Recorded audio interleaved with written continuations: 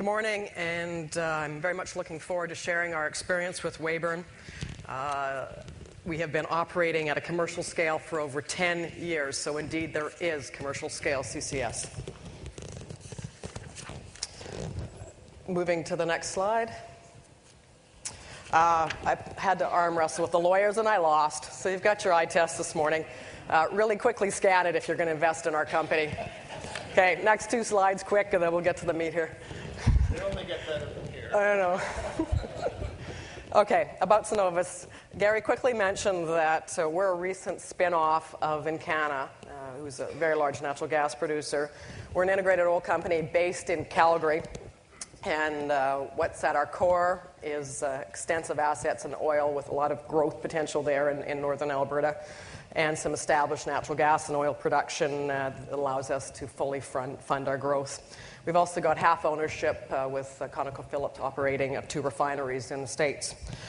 With over 3,000 staff, we're able to make a lot happen. We're a company that's really committed to new ideas, new technologies, and better ways of doing things. I like to say that what we're about is energy development that we can be proud of, energy development with a clear conscience. And in terms of scale, just for perspective, we're one of the top 15 oil and gas producers in North America. Okay, let's get quickly to Fairburn now. This is a quick summary of the deal, and we've had a lot of questions on this in the past, so I hope this helps to shed some light. CCS is really a partnership between ourselves and Dakota Gasification. The map at the left shows that the CO2 is coming from their operations in North Dakota up about a 200-mile, 325-kilometer pipeline to southern Saskatchewan, just south of Regina there. We are buying the CO2 from them and have been for 10 years per terms of a contract that recovers with some return, their capital costs and operating costs for the bit of capture, certainly a lot of compression and pipeline facilities. So that's sort of the term of the deal with them. And as you're aware, I'm sure they're a fairly large scale and hail from the Carter era and have had some DOE investment there. And I think what made it really happen was that essentially with a coal gasification, you're pretty much capture ready, about 95% pure CO2. So when we looked at various sources of CO2 in the 1990s and trying to put this deal together, including some oil sands sources, the Dakota Gasification source came to the top. Coming down to the second section there, the second part of it is, of course, they have the capture and transport. We have the storage and enhanced oil recovery, EOR. And we've put ourselves in over $1 billion over more than 10 years. And then on top of that is what our partners, we have 22 of them, have put into it. Over 2 million tons per year have been injected to date, and I'll put that number in perspective in a few slides. With 2.2 million a year with 15 million tons stored to date.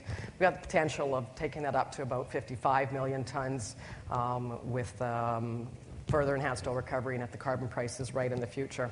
One other further point I'd like to make is the third whole piece to all of this is verification. And I think the IEA Fairburn GHG Storage and Monitoring Project is fairly well known. It's effectively an audit of what we are doing there and has had tremendous support from many different governments, other industrial players, and several research organizations, as noted on the slide. The Phase 1, which came out in 2004, concluded storage is safe in the long term, over 5,000 years at a 95% certainty, a conclusion that 99.8% of the CO2 would be stored in the ground. A final phase of that is now underway to really develop protocols for CO2 storage that apply in terms of best practices for many other sites. Next slide. Lessons. This was as I think many CCS projects are, a very challenging project to put together well over a decade ago.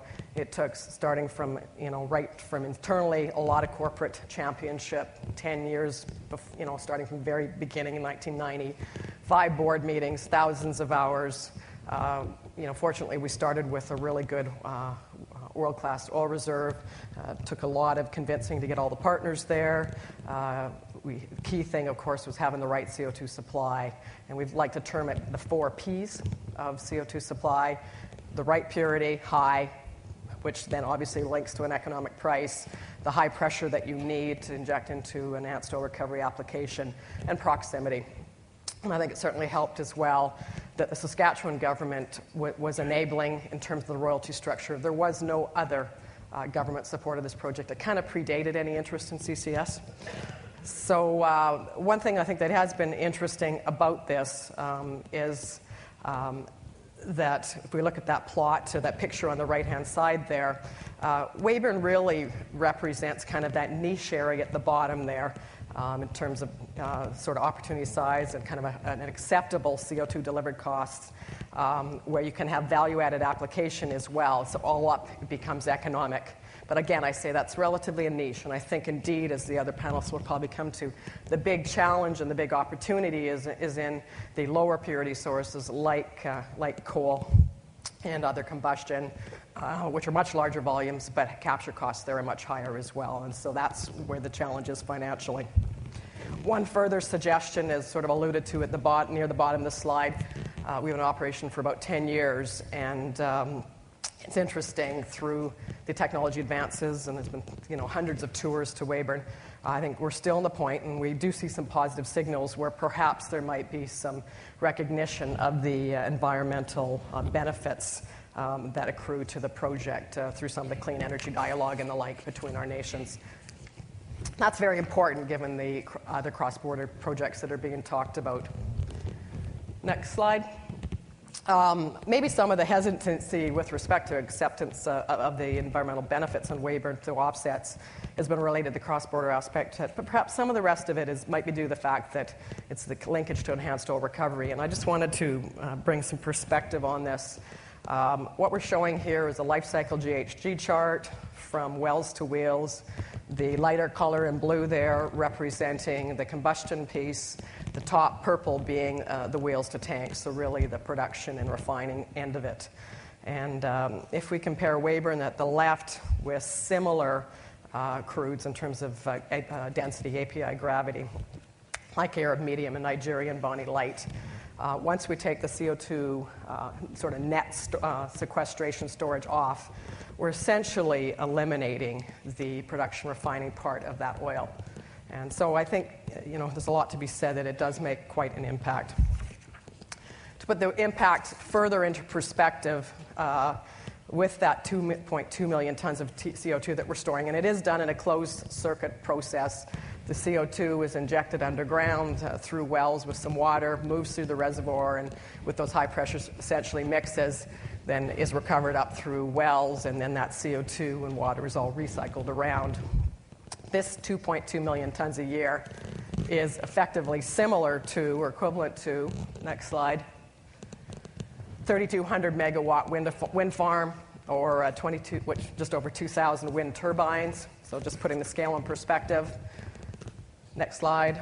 152 million compact fluorescent light bulbs, or 5% of the CFL market recently. And finally, a 3,100 megawatt solar farm, or 26 of the North America's largest electric arrays. So in closing, I just want to make a perspective. CCS, from our perspective, is part of the broader carbon mitigation piece, but it is important, and there are a lot of lessons, and Weyburn is very much commercial scale, but it is niche. We recognize that it's not easy to do one of these type of projects, but we've had the perfect situation come together there. It does, when coupled with enhanced oil recovery, add value and lowers the life cycle emission of transportation fuels. And we look forward and commend the Canadian leadership in the technology collaboration here that we've experienced, including with the IEA project, and are hopeful that we'll see the environmental recognition of it come. Thank you, and I look forward to turning it over